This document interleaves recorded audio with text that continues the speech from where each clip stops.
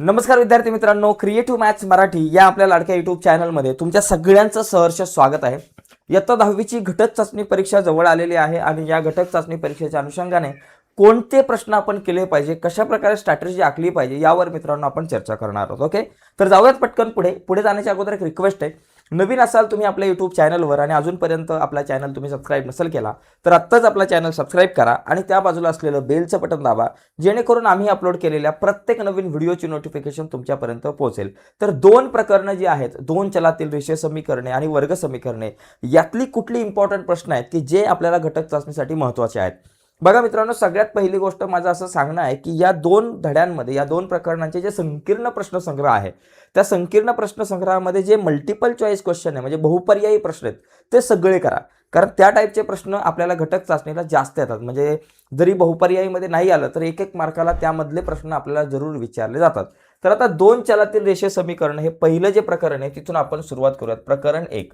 Okay, प्रकरण पहिलं जे आपलं आहे, या पहिल्या प्रकरणातली कुठली गणितं जी आहेत ती आपल्याला वारंवार विचारली जातात. तर या पहिल्या प्रकरणामध्ये जास्त महत्त्वाचे मुद्दे कुठले ते सांगतो. बघा, सगळ्यात पहिली गोष्ट क्रेमरची पद्धत जी आहे, क्रेमरची पद्धत ही जरा नीट करा. क्रेमरची पद्धत ही अतिशय महत्त्वाची आहे या प्रकरणातली. आणि त्याचबरोबर दुसरी गोष्ट आलेख पद्धतीने समीकरण सोडवणे. आलेख काढा, आलेख पद्धत. ओके, आलेख पद्धतीने समीकरण सोडवा किंवा आलेख काढा आणि क्रेमरची पद्धत, या दोन पद्धती का महत्त्वाच्या आहेत? कारण या दोन पद्धतीमधून जर का तुम्हाला प्रश्न आला तर हा प्रश्न सरळ तुम्हाला 3 मार्कांसाठी येऊ शकतो. या दोन पद्धती एकदम इम्पॉर्टंट आहेत, 3 मार्कांसाठी तुम्हाला येऊ शकतो. म्हणजे सराव संच 1.2 मध्ये आलेख पद्धत आहे आणि सराव संच 1.2 मध्ये क्रेमरची पद्धत आहे. तर ही दोन गणितं जी आहेत ती जास्त महत्त्वाची आहे. तर सगळ्यात पहिली यांची तयारी करायची. त्याच्यानंतर तिसरं गणित, बाबा x अधिक y ची किंमत काढा किंवा x वजा y ची किंमत काढा किंवा x वजा y ची किंमत काढा, अशा प्रकारे तुम्हाला प्रश्न विचारला जातो.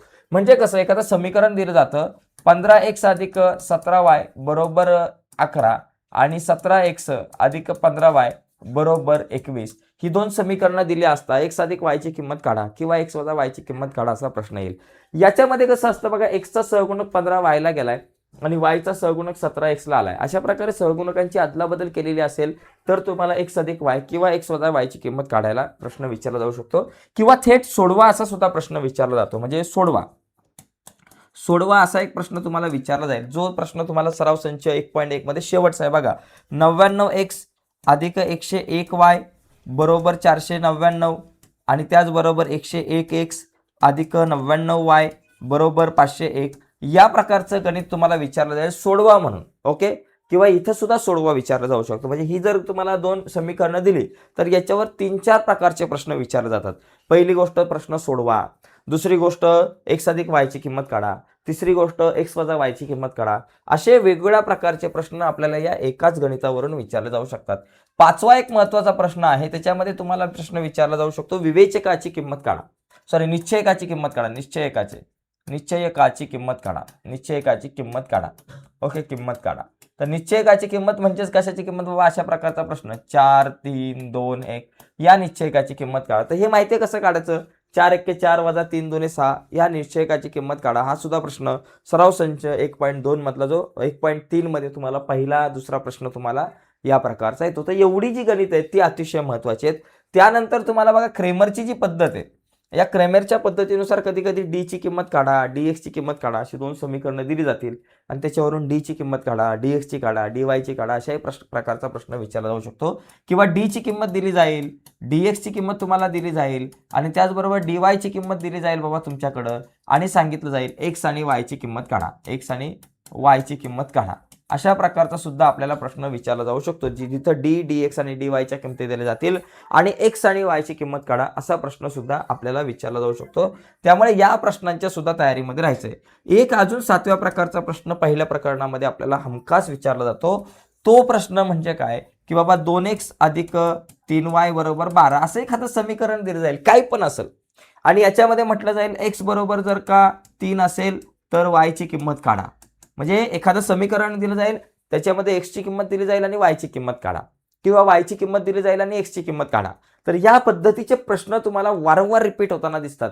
आणि त्याचबरोबर 9वा प्रश्न जो आहे, 8वा प्रश्न जो आहे शाब्दिक गणित. एखादं शाब्दिक गणित तुम्हाला 100% विचारलं जाऊ शकतो. शाब्दिक गणिताची तयारी करा आणि सराव संच 1.4 मध्ये काही गणित आहे तर त्या प्रकारची गणित आहे. पण हे 1.4 मध्ये जर अवघड जात असेल तर तिथं नाही लक्ष दिलं तरी चालेल, पण बाकी सगळ्या प्रकारच्या गणिताकडे लक्ष दिलं पाहिजे. म्हणजे गणित कोणतं येईल हे महत्त्वाचं नाही आहे, तर प्रत्येक टाईपचं एक एक गणित तुम्ही करा, तुम्हाला त्याचा फायदा होऊ शकतो. ओके. आता दुसऱ्या प्रकरणामध्ये काय महत्त्वाचं आहे, जे दुसरं जे प्रकरण आहे आपण म्हणतो वर्ग समीकरणे. तर वर्ग समीकरणे या प्रकरणाचा विचार केला बघा. वर्ग समीकरणे या प्रकरणामध्ये 3 पद्धती अतिशय महत्त्वाच्या आहेत. वर्ग समीकरण सोडवण्याच्या 3 पद्धती. तर त्याच्यामधली पहिली पद्धत आहे अवयव पद्धत.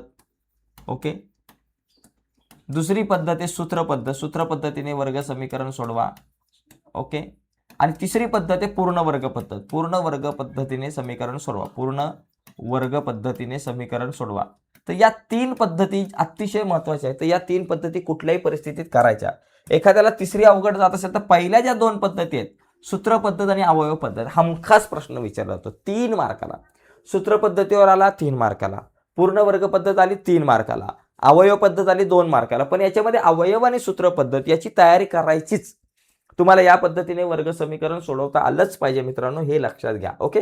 आता याच्यामधले जे काही तुमचे हे आहे त्याला काय म्हणतो आपण संकीर्ण प्रश्न, त्याच्यामध्ये जे काही प्रश्न आहेत मल्टिपल चॉईस बहुपर्यायी प्रश्न ते करा, तुम्हाला त्याचा खूप फायदा होईल. ओके.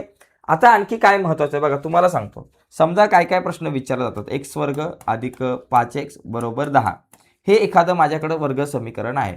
तर तुम्हाला या एकाच वर्ग समीकरणावर किती वेगवेगळ्या प्रकारचे प्रश्न विचारले जाऊ शकतात. तुम्हाला इथं पहिला प्रश्न विचारला जाऊ शकतो बोर्डाच्या परीक्षेला, हे समीकरण वर्ग समीकरण आहे की नाही. मग तुम्हाला बाबा वाटतंय का आहे का वर्ग समीकरण, तर आहे बाबा, कारण याच्यामध्ये सगळ्यात मोठा घातांक 1 आहे. मग एक प्रश्न विचारला जाऊ शकतो की बाबा हे वर्ग समीकरण आहे की नाही. वर्ग समीकरण आहे, तर आपण म्हणू हे वर्ग समीकरण आहे.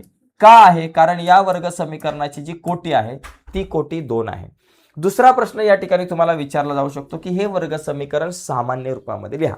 तर सामान्य रूपात लिहिता आलं पाहिजे बाबा. पहिला लिहायचा x वर्ग अधिक 5x आणि नंतर हे अधिक 10 आहे, त्याला अलीकडे आणले वजा 10 झाले. ओके, वजा 10 झाले बरोबर 0. तिसरा प्रश्न येऊ शकतो की ह्या वर्ग समीकरणामध्ये a, b आणि c च्या किमती काढा. तर a ची किंमत काय बाबा, इथं a बरोबर x वर्गच्या बाजूला आहे तो a बरोबर 1, b बरोबर किती x च्या बाजूला आहे 5 आणि c बरोबर किती बाबा आपल्याकडे वजा 10 आहे. अशा प्रकारचा सुद्धा प्रश्न तुम्हाला विचारला जाऊ शकतो.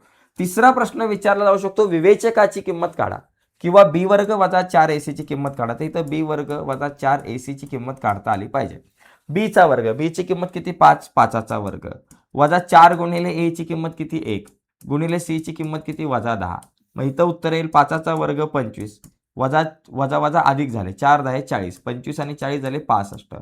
तर अशा प्रकारे विवेचकाची किंमत काढा असा प्रश्न विचारला जाऊ शकतो.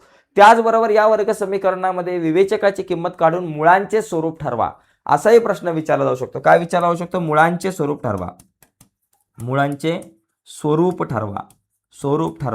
तर अशा पद्धतीचा प्रश्न सुद्धा तुम्हाला विचारला जाऊ शकतो. तर इथे जी मुळे आहेत बघा, मुळांचं स्वरूप ठरवताना जर तुमचा डेल्टा जर का 0 असेल तर मुळे वास्तव व समान असतात. म्हणजे b वर्ग वजा 4ac ची किंमत 0 पेक्षा जर का मोठी असेल तर मुळे वास्तव व असमान. इथे किंमत 0 पेक्षा मोठी आहे म्हणजे मुळे वास्तव व असमान आहे. त्याचबरोबर जर मुळे डेल्टाची किंमत जर का 0 पेक्षा लहान आली तर मुळे वास्तव नाहीत. जर इथं वजा 65 आलं असतं तर आपण म्हटलं असतं मुळे वास्तव नाहीत. इथं त्याचबरोबर तुम्हाला अल्फा अधिक बीटाची किंमत काढायला सुद्धा प्रश्न विचारला जाऊ शकतो किंवा अल्फा गुणिले बीटाची किंमत काढायला पण प्रश्न विचारला जाऊ शकतो. अल्फा अधिक बीटाची किंमत काढायचं सूत्र वजा b भागिले a. आता वजा b ची किंमत किती 5 आहे, मग इथं लिहायचं वजा 5 भागिले a ची किंमत 1, वजा 5 भागिले 1 किती झालं वजा 5. अल्फा गुणिले बीटा याचं सूत्र असतं c छेद a. c ची किंमत वजा 10 भागिले a ची किंमत 1, उत्तर आलं वजा 10. तर असे खूप वेगवेगळ्या प्रकारचे प्रश्न. म्हणजे पहिला प्रश्न दिलेलं समीकरण वर्ग समीकरण आहे की नाही ते ठरवा. दुसरा प्रश्न बाबा ते वर्ग समीकरण सामान्य रूपात लिहा असा प्रश्न येतो. तिसरा प्रश्न ABC च्या किमती काढा असा प्रश्न येईल. चौथा प्रश्न विवेचकाची किंमत काढा असा प्रश्न येईल. पाचवा प्रश्न मुळांचे स्वरूप ठरवा असा प्रश्न येईल. सहावा प्रश्न अल्फा अधिक बीटा आणि अल्फा गुणिले बीटाची किंमत काढा असा प्रश्न येऊ शकतो.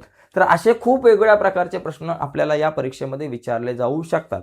त्याचबरोबर के ची किंमत काढा. म्हणजे एखादं समीकरण दिलं जाईल x वर्ग अधिक kx अधिक 4 बरोबर 0 या वर्ग समीकरणाचं एक मूळ 1 आहे तर k ची किंमत काढा असा सुद्धा प्रश्न विचारला जाऊ शकतो. सराव संच 1.1 मध्ये जो शेवटचा प्रश्न आहे त्या प्रश्नाचं सुद्धा आपल्याला तयारीत राहायचं आहे.